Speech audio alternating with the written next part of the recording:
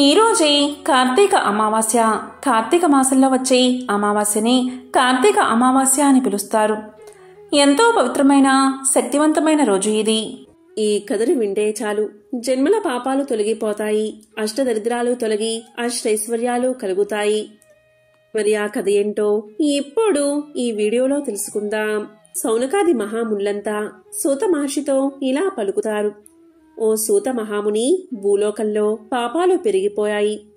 ఇలాంటి భూలోకంలో స్త్రీలు తరించడానికి ఏదైనా వ్రతమున్నదా వివరించండి అని వినయంగా కోరతారు. దానికి సూతుడు చిరునవ్వు నవ్వి ఇలా సమాధానం చెప్తాడు. ఓ మహామునులారా, మీరు అడిగిన ప్రశ్న చాలా బాగుంది. ఇది మీకే కాదు, సకల మానవులకు ఎంతో ఉపయోగకరమైన ప్రశ్న. మీరు అడిగిన ప్రశ్నకు సమాధానం ఉంది. భూలోకంలోని స్త్రీలు తరించడానికి ఉపయోగపడే వ్రతముంది. అదే చుక్కల అమావాస్య వ్రతం. పూర్వం ఇదే అనుమానం పార్వతీదేవికి కలిగి పరమేశ్వరుని అడిగింది. దానికి పరమేశ్వరుడు పార్వతీదేవితో ఇలా పలికాడు. అదే వృత్తాంతాన్ని ఇప్పుడు మీకు తెలియచేస్తాను, శ్రద్ధగా వినండి. పూర్వకాలంలో దేవశర్మ అనే బ్రాహ్మణుడు ఉండేవాడు. అతని భార్య సౌందర్యవతి, గుణవతి, అంతేకాదు మహాపతివ్రత. వారికి అనుభవించడానికి అన్నీ ఉన్నా లేనిది ఒక్కటే ఒక్కటి, అదే సంతానం. దీంతో వారు మహాశివుడికి అనేక పూజలు చేశారు. దేవశర్మ శంకరుడి గురించి ఘోర తపస్సు చేయగా అతని భక్తికి శంకరుడు సంతోషించి ప్రత్యక్షమయ్యాడు. ఏం వరం కావాలో కోరుకోమన్నాడు. దానికి దేవశర్మ ఇలా కోరుకున్నాడు. ఓ మహేశ్వరా, పుత్ర సంతానం లేని మాకు పుత్రుణ్ణి ప్రసాదించమని కోరుకున్నాడు. మహాశివుడు వారి కోరిక ప్రకారం ఇలా అన్నాడు. నీకు బుద్ధిమంతుడైన అల్పాయుష్కుడు కావాలా, లేదా బుద్ధిహీనుడైన దీర్ఘ ఆయువు ఉండే పుత్ర సంతానం కావాలా అని ప్రశ్నించాడు. దానికి దేవశర్మ బుద్ధిమంతుడైన పుత్రుడే కావాలి అని కోరుకున్నాడు. దానికి శివుడు తదాస్తు అని అంతర్ధానమైపోయాడు. కొంతకాలానికి దేవశర్మ భార్య గర్భాన్ని ధరించి 10వ మాసంలో 12 కొడుకును కన్నది. అతనికి సుశర్మ అనే పేరు పెట్టి అల్లారు ముద్దుగా పెంచుకుంటున్నారు. ఆ సుశర్మ శుక్లపక్ష చంద్రుడి వలె దినదిన ప్రవర్ధమానంగా ఎదుగుతున్నాడు. కొడుకును చూసి తల్లి తనలో తాను దుఃఖిస్తూ ఉండేది.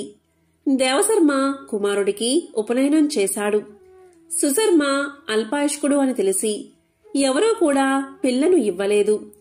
దీంతో దేవశర్మ దంపతులు ఎంతో బాధపడ్డారు. ఒక పేదపిల్ల తల్లిదండ్రులకు కొంత ధనాన్ని ఇచ్చి కుమారుడికి పెళ్లి చేశారు. భర్త జన్మరహస్యం తెలిసిన ఆ పిల్ల ప్రతిరోజు గౌరీ పూజను భక్తి శ్రద్ధలతో ఆచరించేది. కొంతకాలానికి సుశర్మ అర్ధరాత్రి అకస్మాత్తుగా మరణించాడు.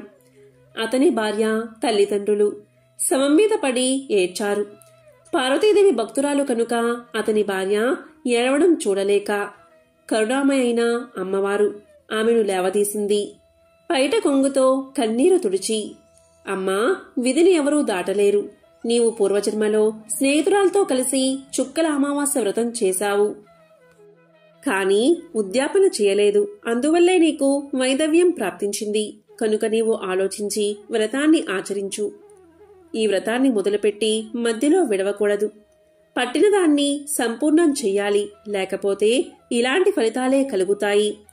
ఈ వ్రతం చేసేటప్పుడు పగటిపూట భోజనం చేయకూడదు.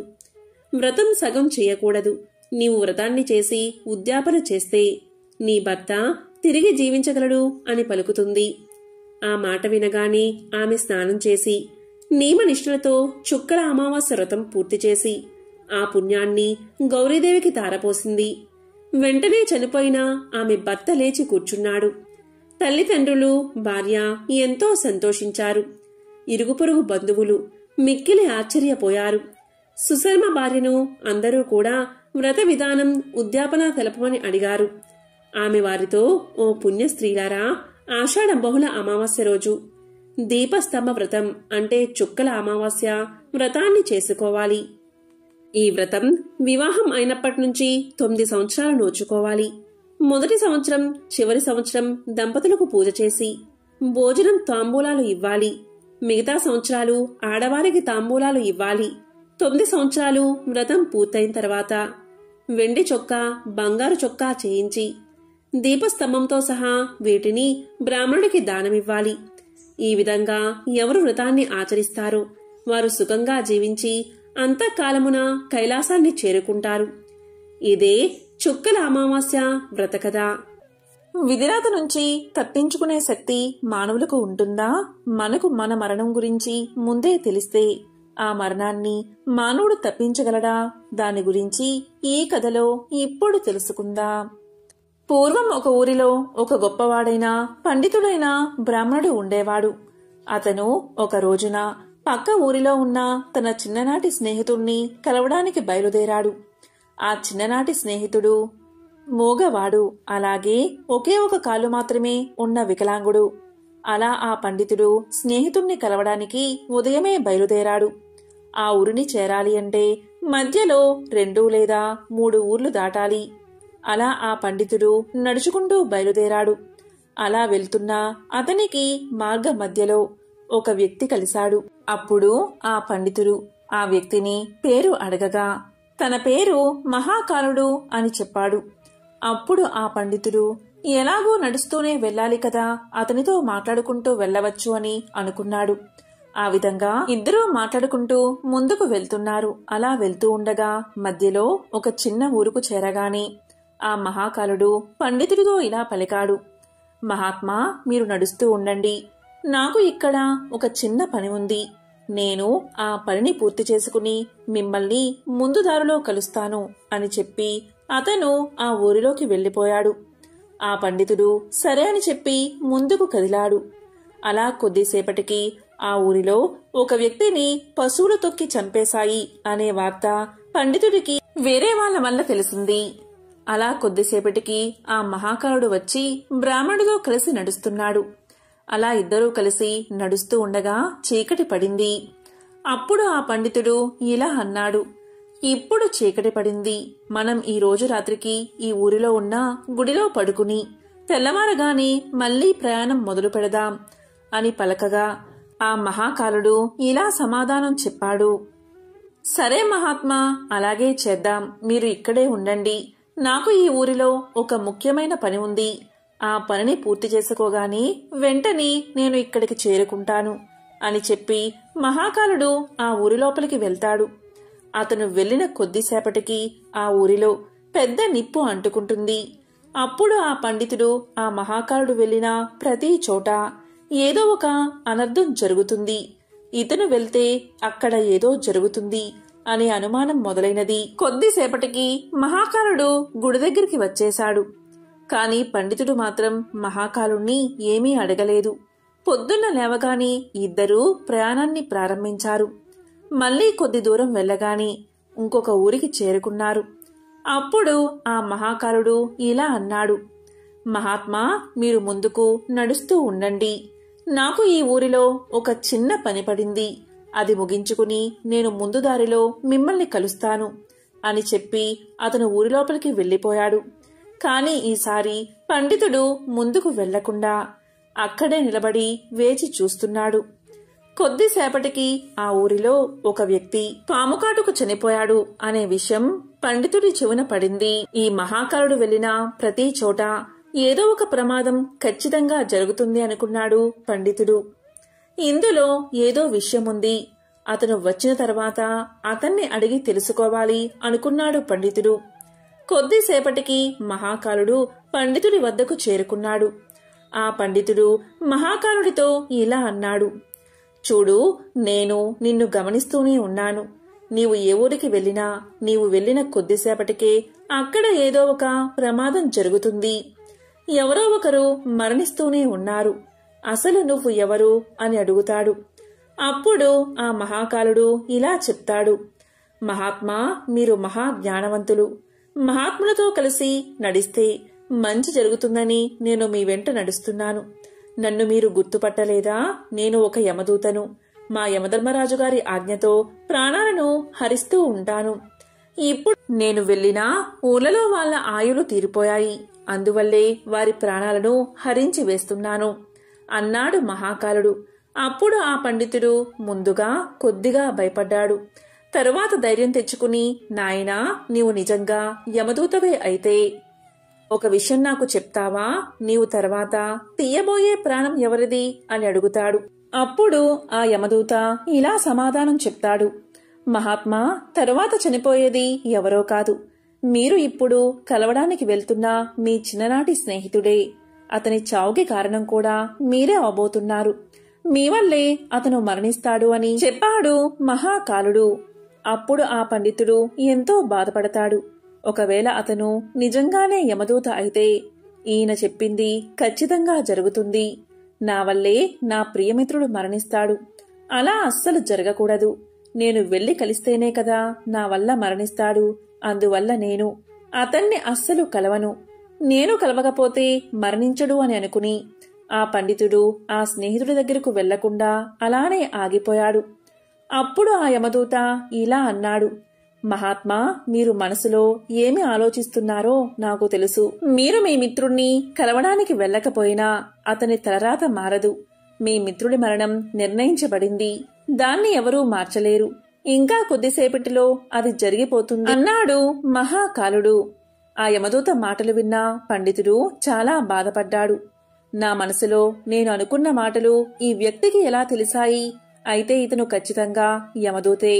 ఇతని మాట ఖచ్చితంగా జరుగుతుంది. నా వల్లే నా మిత్రుడు చనిపోతాడు.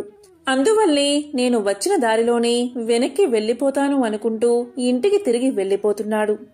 అలా వెనక్కి తిరిగి వెళ్తూ ఉండగా స్వయంగా తన వైపు వేగంగా రావడం చూశాడు.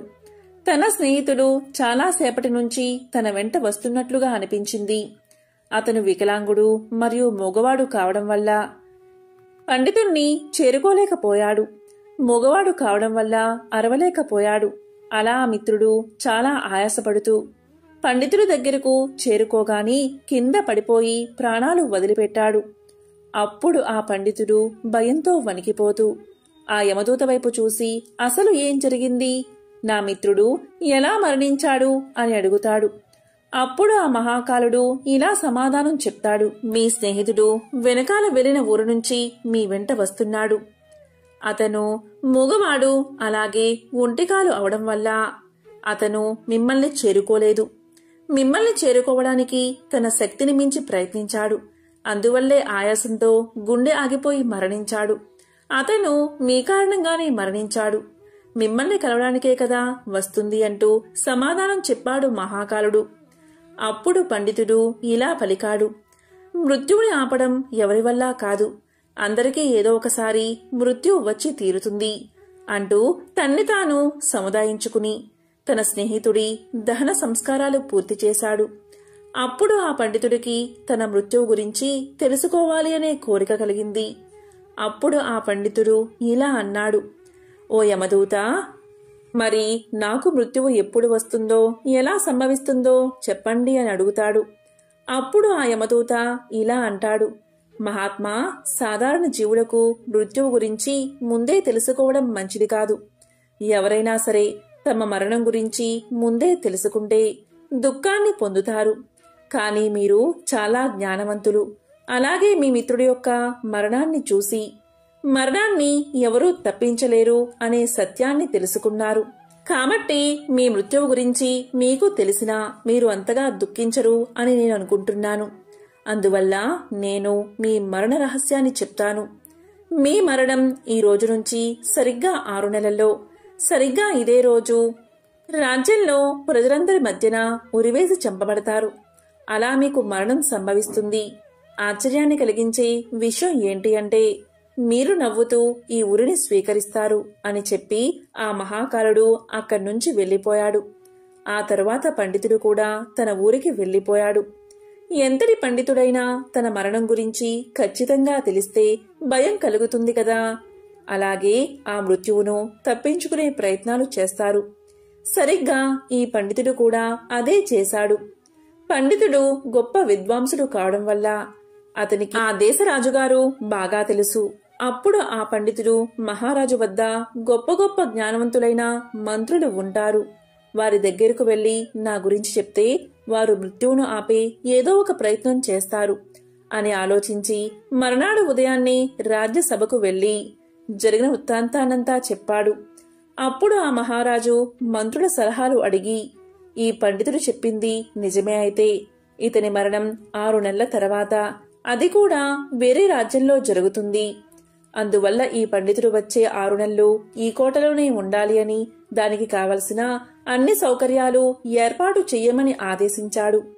నా అనుమతి లేకుండా ఈ పండితుణ్ణి ఎవరూ కలవకూడదు.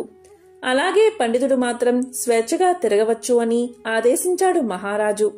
ఎందుకంటే పండితుడికి తిరిగే స్వేచ్ఛ లేకపోతే అతన్ని బంధించినట్లుగా అవుతుందని అతడికి ఎక్కడైనా తిరిగే స్వేచ్ఛను ఇచ్చాడు మహారాజు. కాని ఆ పండితుడు మృత్యువుకు భయపడి బయటకు కూడా రావడం లేదు. కోటలోనే ఉంటున్నాడు. కాలం గడుస్తూ ఉంది. చివరికి పండితుడికి మృత్యువు సంభవించే రోజు రానే వచ్చింది. తెల్లవారితే మరణం సంభవించే రోజు.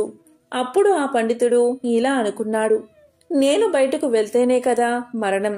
నేను ఎలాగో బయటకు వెళ్ళను, ఇక్కడే ఉంటాను. ఇక్కడే ఉంటే మరణం సంభవించదు.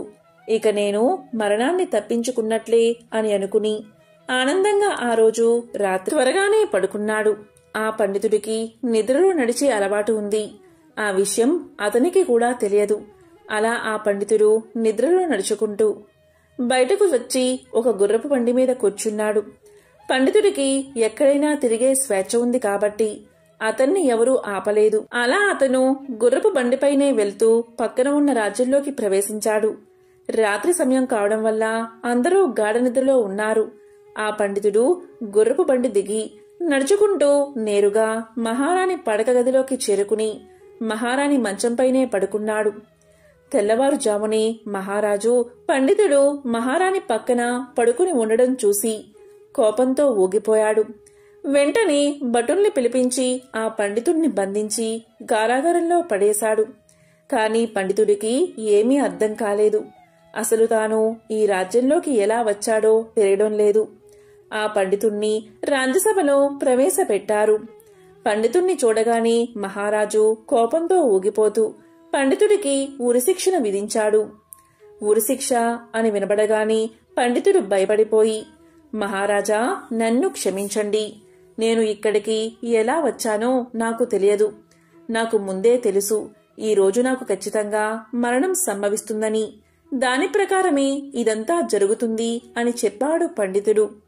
అప్పుడు ఆ మహారాజు ఇలా పలికాడు, ఏంటి, ఈరోజు నీకు మరణం సంభవిస్తుందని ముందే తెలుసా అని అడగ్గా అప్పుడు ఆ పండితుడు గత 6 నెలల నుంచి జరిగింది మొత్తం మహారాజుకు విన్నవించాడు. అది విన్న మహారాజుకు ఇదంతా నమ్మశక్యంగా లేకపోయినా ఆ పండితుడితో ఇలా అంటాడు, చూడు, నీవు చెప్పింది నిజమే అయితే, ఆ మహాకారుడు చెప్పినట్లు నిజంగా జరిగితే నీ చావుకు నేను కారణం కావాలి అనుకోవడం లేదు. ఒకవేళ నీవు చెప్పేది అబద్ధమని తెలిస్తే నీకు ఈరోజు మరణశిక్ష తప్పదు అని చెప్పి పండితుణ్ణి ఆశ్రయించిన మహారాజు ఈ రాజుకు మంచి స్నేహితుడు కావడం వల్ల భటులతో ఒక లేఖను పంపించాడు. ఆ లేఖను తీసుకువెళ్లి భటులు సాయంత్రానికి తిరిగి వచ్చి, మహారాజా, ఈ పండితుడు చెప్పింది పూర్తిగా వాస్తవం.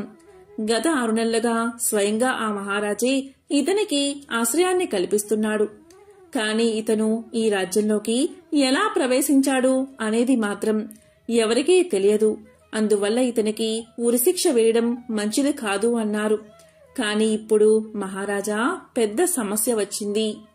అది ఏంటి అంటే, మహారాజు ఏమీ ఆలోచించకుండా ఉరిశిక్ష విధించమని తీర్పు ఇచ్చాడు. ఉరి వేయకపోతే ఇతను ఇచ్చిన మాట తప్పుతుంది. అలా ఎప్పటికీ జరగకూడదు. ఒకవేళ ఉరేస్తే ఒక అమాయకుడు మరణిస్తాడు. పెద్ద సంకటలో పడిపోయాడు మహారాజు. అప్పుడు ఆ మహారాజు అందరి మంత్రులతో చర్చించి ఒక ఉపాయాన్ని ఆలోచించారు. అప్పుడు మంత్రులు ఇలా పలికారు, మహారాజా, మనం ఈ పండితుడికి సన్నని ఒక చిన్న దారంతో ఉరిశిక్షను అమలు చేద్దాం. అలా చేస్తే మీరు ఇచ్చిన తీర్పు అమలవుతుంది. అలాగే పండితుడికి ఏ ప్రాణహాని జరగదు అని చెప్పారు మంత్రులు. ఇక మహారాజుకు కూడా ఈ ఉపాయం బాగా నచ్చింది. అలాగే చెయ్యమని ఆదేశించాడు. పండితుడి కోసం మెత్తని సన్నని దారాన్ని ఉరికొయ్యకు కట్టి పండితుడికి ఉరి తగిలించారు. అందరూ సంతోషంగానే ఉన్నారు. ఎందుకంటే పండితుడు మరణించడు. మహారాజు యొక్క తీర్పు నిలబడుతుంది. ఇక పండితుడికి కూడా సంతోషంగానే ఉంది. ఎందుకంటే ఇంత సన్నని దారంతో మృత్యువు లభించదు అని సంతోషిస్తున్నాడు. అందరూ చూస్తూ ఉండగానే ఒక పెద్ద గాలి వచ్చి ఆ సన్నని దారాన్ని తెంపేసింది. దాంతోపాటు పండితుడు కూడా నేలమీద పడిపోయాడు. ఏం జరిగింది అని అందరూ వెళ్లి చూడగా ఆ సన్నని దారమే ఆ గాలి వేగం వల్ల పండితుడి యొక్క గొంతు తెంపేసింది. దీంతో గొంతు తెగి అధిక రక్తస్రావం అవడం వల్ల అందరూ చూస్తూ ఉండగానే ఆ పండితుడు నేలమీద పడి మరణించాడు. చివరకు మహాకారుడు చెప్పినట్లే జరిగింది. అందరూ ఆశ్చర్యపోయారు. ఇంత సన్నని దారంతో మరణం ఎలా సంభవిస్తుంది? అయినా మృత్యువును ఎవరూ ఆపలేరు. మరణ సమయం నిశ్చయమైతే ఎన్ని ప్రయత్నాలు చేసినా దాన్ని ఎవరూ తప్పించలేరు అని అందరూ అనుకున్నారు. ఆ పండితుడికి తన మరణం గురించి ముందే తెలిసి ఉండకపోతే ఈ 6 నెలలు దాక్కుని భయంతో జీవించేవాడు కాదు. ఎంతో సంతోషంతో 6 నెలలు జీవించేవాడు. అందుకే విధిరాతను ఎవరూ తప్పించలేరు కాబట్టి. పూర్వం కృతయుగంలో వంగా అను దేశంలో బబ్రు వాహనుడు అనే రాజు ఉండేవాడు. అతనిది విశాలమైన రాజ్యం. సమర్థవంతమైన పరిపాలనతో తన రాజ్యాన్ని శత్రువుల బారిన పడకుండా రక్షిస్తూ ధర్మ మార్గాన పాలన సాగిస్తూ ఉండేవాడు. అతని యుగం కృతయుగం అంటే సత్యయుగం కదా. భూమికి 4 దిక్కులా సత్యమే వర్ధిల్లేది. అలాంటి కాలంలో సత్యానికే పాఠాలు చెప్పే విధంగా పాలన సాగించేవాడు బబ్రు వాహనుడు. బబ్రు వాహనుడు అంటే అర్జునుడి కొడుకు కాదు, కేవలం పేరుకు మాత్రమే బబ్రు వాహనుడు. అతని కాలంలో రోగులు లేరు, పాపాత్ములు లేరు, దొంగలు లేరు, హంతకులు లేరు. అద్భుతమైన పాలన మాత్రమే ఉండేది. ఒకరోజు బబ్రువాహనుడు అడవికి వేటకు బయలుదేరాడు. 100 గుర్రాలపైన స్వారీ చేస్తూ వెంబడి 100 మిత్రులు, వందలాది మంది సైనికులు, వీరందరి అవసరాలు తీర్చే సేవకులు రాజును అనుసరించారు. అద్భుతమైన అట్టహాసం హడావిడితో వేట కొనసాగింది.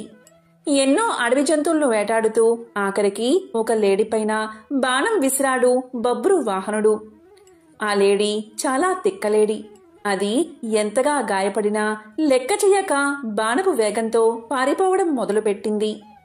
ఆ క్షణం రాజు ఒక సాధారణ వేటగాడిలా మారిపోయాడు. తన వెంట మిత్రులు ఉన్నారని, పరివారం ఉందని మరిచిపోయి తప్పించుకోబోతున్న లేడి వెంటపడి తాను కూడా వేగంగా పరిగెత్తాడు. చివరికి అడవిలో ఒంటరిగా మిగిలిపోయాడు. కాని ఎలాగోలాగా లేడిని పట్టుకోగలిగాడు. అయితే అందుకోసం చాలా సమయాన్ని కేటాయించాల్సి వచ్చింది. లేడి వెంట పరుగులు తీస్తున్నంతసేపు అతనికి ఆకలి దప్పికలు అర్థం కాలేదు. కాని లేడి చిక్కి లక్ష్యం పూర్తి కాగానే అతని ఆకలి దప్పికలు చుట్టూ ముట్టాయి. అంతసేపు లేడి కొరకు వేటాడిన రాజు ఆకలి దాహాలను తీర్చుకోవడం కోసం వెతుకులాట మొదలుపెట్టాడు. అదృష్టవశాత్తు అక్కడికి సమీపంలోనే ఒక సరస్సు కనబడింది. అందులో ముందుగా స్నానం చేసి తరువాత నీరు తాగి ఒడ్డున ఉన్న ఒక చెట్టు కింద తన పరివారం కోసం ఎదురు చూస్తూ విశ్రాంతి తీసుకోసాగాడు. అనుకోకుండానే రాజుకు నిద్ర ముంచుకు వచ్చి కనులు మూతపడసాగాయి. ఈలోగా సమీపంలో కలకలం వినబడింది. రాజు కలవరపడుతూ కళ్ళు తెరిచి చూశాడు.